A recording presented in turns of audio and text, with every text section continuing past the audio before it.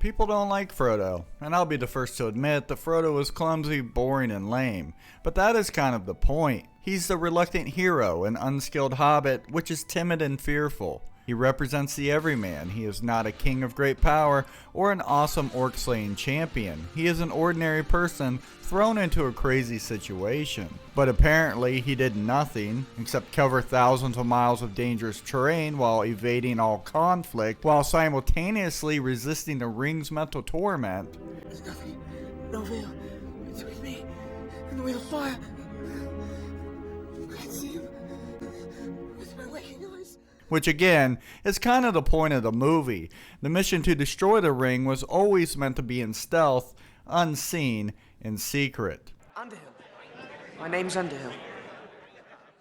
Frodo's dull and meek personality is actually his greatest strength and what makes him so resilient to the ring's corruption, because what he desires most are the comforts of home. As the ring bearer, Frodo withdraws from combat because it's everyone else's duty to protect him. I'm embarrassed I even have to explain this to people. Frodo gets a lot of hate for some reason, and I think it's from a lack of perspective. The portrayal of Frodo's invisible illness was executed incredibly well. Illness, addiction, corruption, whatever you want to call it. Frodo was given a burden he didn't ask for, a burden he cannot abandon, and one that crushes his body and undermines his very soul. You can even see where the ring has left gashes around Frodo's neck because of his increasing weight. While Frodo may look okay on the outside, it's a constant struggle and one he will endure for the rest of his life. Even after the One Ring is gone. So for the people that call Frodo a bitch, pussy, A wimp. that won't get you very far when you realize no one else could have carried the ring. because what the One Ring could not invalidate was his willpower. His unshakable desire to do the right thing, And do was asked of him in order to free the world from evil. And that's a hero we all need. And let's not forget, Frodo also tames Gollum, which is the only reason they found their way into Mordor. If it was left up to Sam, they would have mounted Gollum's head on his walking stick, and God only knows how terrible the journey would have went. Let's just tie him up and leave him. Some people really ignore the impact Frodo had on the war. Had Frodo not left the Fellowship, Aragorn would have felt bound to take Frodo to Mordor, missing the opportunity to raise the dead army during the Battle of Pelennor Fields, and that battle would have been won fair and square by the orcs. In turn, Frodo would not have the diversion necessary to pass through Mordor undetected. And that's ignoring that the Fellowship would have completely devoured itself had he stayed within it. Not to mention, Gollum wouldn't have been able to lead them. Sure, Frodo fails in the end, but it was not a moral failure because his will was simply overwhelmed by the ring's will to dominate.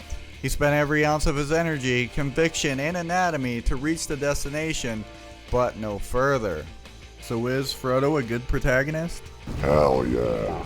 In addition to everything else we said, he ends up being a tragic hero.